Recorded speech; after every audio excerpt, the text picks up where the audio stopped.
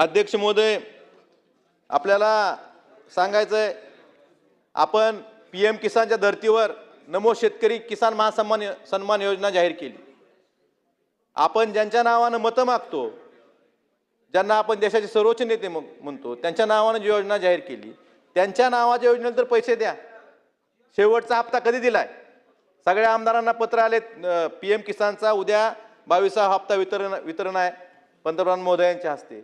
पण राज्य सरकारनं जी योजना नमो शेतकरी महासन्मान योजना जाहीर केली होती, याचे हप्ते शेवटचा हप्ता कधी दिलाय? आपण 9 सप्टेंबर 2025 ला शेवटचा हप्ता दिलाय। कधीचा? एप्रिल ते जुलै 25चा। ऑगस्ट ते नोव्हेंबरचा हप्ता दिला नाही, डिसेंबर ते मार्चचा हप्ता दिला नाही। हे हप्ते कधी देणार? ज्या सर्वोच्च नेत्याच्या नावावर तुम्ही मतं मागतात, त्यांच्या नावावर जी योजना आहे त्याचे हप्ते तरी वेळेवर द्या। नुसती तर अर्थसंकल्पात तरतूद करून उपयोग नाही। प्रत्येक शेतकऱ्यांना हप्ता का मिळत नाही, ह्याचं उत्तर सरकारने दिलं पाहिजे। पीक विम्याच्या बाबतीत आपलं 31,628 कोटी रुपयाचं पॅकेज जाहीर झालं।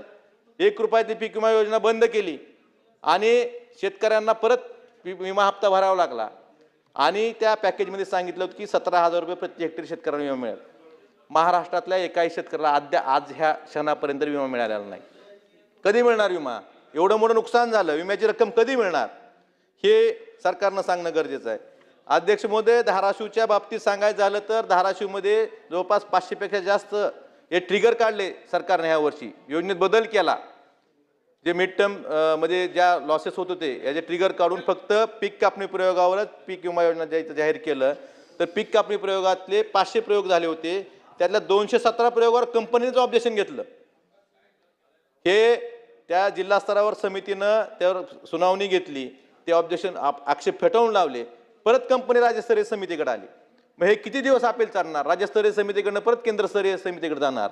त्यामुळं शेतकऱ्यांना पीक विम्याची त्यांच्या हक्काची एवढं मोठं नुकसान होऊन सुद्धा अद्यापर्यंत 1 रुपया पीक विमा मिळाला नाही। का मिळाला नाही? ही दिरंगाई आपण कंपन्यांना पाठीशी घालतोय का, हेही शेतकरी विचारतोय।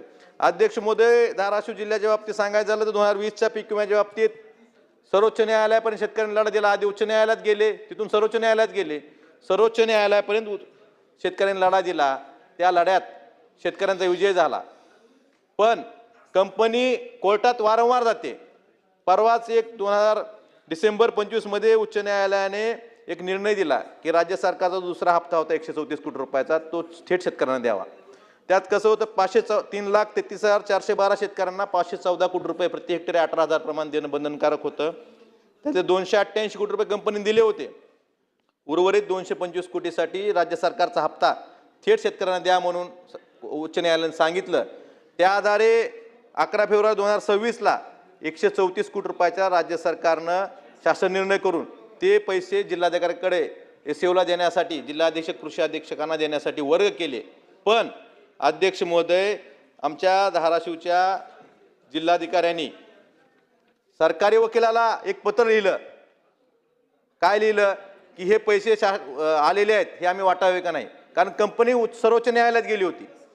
मग सर्वोच्च न्यायालयाचा कुठलाही स्टे नसताना, कसलीही स्थगिती नसताना सरकारी वकील, केंद्र सरकारचे जे आपल्या राज्य सरकारचे जे वकील सर्वोच्च न्यायालयात आहेत, त्यांनी सांगितलं की तुम्ही पैसे वाटू नका। का वाटू नका? उच्च न्यायालयानं, सर्वोच्च न्यायालयाने सांगून सुद्धा वकील सांगतायत एक रीट दाखल आहे, रीटमध्ये स्टे आहे का? नाही। मग शेतकऱ्यांचे पैसे ह्या जिल्हाधिकाऱ्यांनी आणि वकिलांनी का थांबवले? त्यांना माहित आहे का की सर्वोच्च न्यायालय स्थगित देणार आहे? एक लढा 5-5, 6-6 वर्ष लढायचा का शेतकऱ्यांनी? त्यामुळं हे पैसे, माझे कृषी मंत्री या ठिकाणी नाहीत, पण त्यांना विनंती आहे की हे जे पैसे उच्च न्यायालयाच्या आदेशानुसार तुम्ही वर्ग केलेले आहेत, हे तात्काळ शेतकऱ्यांना वाटप करण्याचे तुम्ही आदेशित करावे। आणि कुठलीही स्थगिती नसताना जिल्हाधिकाऱ्यांनी त्या वकिलाला विचारलं का, आणि वकिलांनी कुठल्या अधिकारात पैसे देऊ नका म्हणून सांगितलं, ह्याची सुद्धा चौकशी झाली पाहिजे। अध्यक्ष महोदय, आपण कृषीच्या बाबतीत सांगायचं झालं की कृषी यांत्रिकीकरणच्या योजना लॉटरी पद्धत काढली गेली। महाराष्ट्रातल्या जवळपास 36 लाख शेतकऱ्यांना लॉटरी पद्धतीनं त्यांना तुमचे कृषी यांत्रिकीकरण असेल किंवा ज्या वेगवेगळ्या 17 योजना आहेत, 36 लाख शेतकऱ्यांना सांगितलं गेलं की तुम्हाला तुमच्या ह्या घटकात निवड झाली। पण पूर्वसंमत्या किती लोकांना दिल्या? फक्त 4,29,000 शेतकऱ्यांना पूर्वसंमती दिलं। बाकीच्यांचं काय? आज पूर्वसंमती काढायला गेलं तर पूर्वसंमती मिळत नाही। का मिळत नाही? ह्याचं उत्तर सरकारने देणं गरजेचं आहे. ट्रॅक्टर असेल, रोटावेटर असेल किंवा बाकीच्या ज्या अनुषंगिक गोष्टी आहेत ह्या असं मिळत नाहीत. पीक विमा योजना 1 रुपयातली बंद केली. त्यावेळेस सांगितलं की दरवर्षी 5,000 कोटी रुपयाची बचत होती आपली. आपण हे 5,000 कोटी रुपये कृषी समृद्धी योजनेला देऊ दरवर्षी. 25-26 मध्ये 1 रुपया दिला नाही.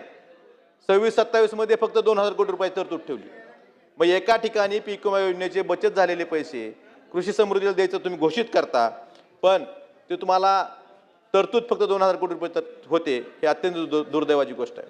अध्यक्ष महोदय, ठिबक सिंचन असेल, तुषार सिंचन असेल, शेवटचे पैसे डिसेंबर 2024 मध्ये दिलेत. 25 मध्ये जवळपास 900 ते 1,000 कोटी रुपये शेतकऱ्यांचे ठिबक सिंचन, तुषार सिंचन अद्यापपर्यंत शेतकऱ्यांनी बसून वर्ष दीड वर्ष झालं शेतकऱ्यांना त्यांचे पैसे मिळत नाहीत. हे पैसे कधी मिळणार हेही सरकारनं सांगणं गरजेचं आहे. अध्यक्ष महोदय, आपण एआयच्या बाबतीत बोलतो, संपवतो. एआयच्या बाबतीत 500 कोटी रुपये तरतूद केली असं सांगतो, पण प्रत्यक्ष शेतकऱ्यांच्या शेतावर किती त्यातले खर्च केले सांगा. आपण एखादी कॉन्फरन्स घेतो, त्या कॉन्फरन्सवर कोट्यवधी रुपये खर्च करतो. त्या ठिकाणी परदेशातले तज्ज्ञ शेतकऱ्यांना मार्गदर्शन करण्यासाठी आणतो. ते इंग्रजीमधून बोलतात आणि आपलं जे ट्रान्सलेटर आहे ते सुद्धा बंद होतं. मग 7-7, 8-8 कोटी रुपये तुम्ही एखाद्या कॉन्फरन्सवर खर्च करता, त्यापेक्षा प्रत्यक्ष शेतकऱ्यांच्या शेतावर जाऊन किती खर्च केले आणि शेतकऱ्यांचं उत्पन्न त्यातून किती वाढलं हेही तपासणं गरजेचं आहे. अध्यक्ष महोदय, जलसंपदा विभागाच्या बाबतीत बोलायचं झालं, आमच्या मराठवाड्यासाठी कृष्ण मराठवाडा सिंचन प्रकल्प हा 2004 पासून चालू असलेला प्रकल्प आहे. हा आमचा मूळचा प्रकल्प 4,700 कोटीचा 60 TMC पाण्याचा होता. तो वेळेत निधी न मिळाल्यामुळं, वेळेत त्याला काम न झाल्यामुळं तो 12,000-12,500 कोटीवर गेला. मागच्या 25-26 मध्ये याला 600 कोटी रुपये तरतूद होती. परंतु दरवर्षी आपण कट असतो आपला, म्हणजे अर्थसंकल्पात फुगवायचा आणि 30% कट लावायचा. 600 कोटीपैकी 370 कोटी रुपये त्या कामाला मिळाले. ह्या वर्षी तरतूद वाढली पाहिजे होती. डिपार्टमेंटकडनं मागणी होती की कमीत कमी 1,000 कोटी रुपये तरतूद झाली पाहिजे होती, परंतु ह्या वर्षी तरतूद 25-26 पेक्षा कमी होऊन 26-27 मध्ये याला तरतूद फक्त 500 कोटी रुपये झाली. हे प्रकल्प कधी पूर्ण होणार का? हे प्रकल्प म्हणजे क्लॉज 38, सुधीर भाऊ, क्लॉज 38 आणि प्राइस एक्सलेशन, तोच कॉन्ट्रॅक्टर 4,700 कोटीचा प्रकल्प 12,000 कोटीवर गेला. त्याचं कौतुक आपल्याला, पण प्रकल्पाला वेळेत पैसे दिले तर ते पूर्ण होतील, शेतकऱ्यांना पाणी मिळेल याकडे कोणी बघत नाही. त्याच कॉन्ट्रॅक्टरला वर्षानुवर्ष चारण्यासाठी कुरण म्हणून हे सिंचन प्रकल्प झालेले आहेत. त्यामुळं ज्या वर्षी जेवढी मागणी आहे तेवढे पैसे देऊन वेळेत काम पूर्ण करून त्या शेतकऱ्यांना पाणी कसं मिळेल यासाठी तरतूद केली पाहिजे. अध्यक्ष महोदय, उर्वरित 16 TMC साठी कुणीच काही बोलत नाही. 23 TMC पैकी 7 TMCचंच काम चालू आहे. 16 TMCचं बाकीचं काय ह्याबाबत शासन सांगायला तयार नाही. अध्यक्ष महोदय, माझ्या मतदारसंघातील दुधाळवाडी साठवण तलाव ते आंबेवळ साठवण तलावापर्यंतचा जो टप्पा क्रमांक 1 मधला ह्याचा समावेश, कामाचा प्राधान्यक्रमात समावेश करून त्या कामाला सुरुवात करावी ही मागणी करतोय. अध्यक्ष महोदय, राज्य सरकारनं घोषणा केली की कोल्हापुरी पद्धतीच्या बंधाऱ्याचं आम्ही बॅरेजेसमध्ये रूपांतर करू.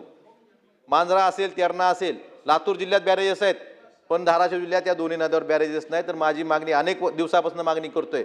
जलसंपदा मंत्र्यांना अनेक वेळा पत्र दिलं, पण याबाबत कुठलीही कारवाई झालेली नाही. तर माझी विनंती आहे आपल्या माध्यमातून की त्यांनी याबाबत गांभीर्याने घेऊन मांजरा आणि तेरणा नदीवरल्या बॅरेजचं रूपांतर कोल्हापूर बत्तीच्या बंधारा रूपांतर बॅरेजमध्ये करण्यासाठी प्रशासकीय मान्यता द्यावी. अध्यक्ष महोदय, 2 मिनिटात संपवतो. अध्यक्ष महोदय, लासरा बॅरेजच्या भूसंपादनाचे पैसे अनेक वर्षापासून 10 वर्षापासून पेंडिंग आहेत. यासाठी सुद्धा तरतूद नाही, अर्थसंकल्पीय तरतूद, ती तरतूद लवकरात लवकर करावी ही विनंती करतोय. अध्यक्ष महोदय, लासरा रायगाव उपसिंचन योजनेचा मंजुरी शासन स्तरावर प्रलंबित आहे, त्याला मंजुरी देऊन त्याला निधी द्यावा ही विनंती करतोय.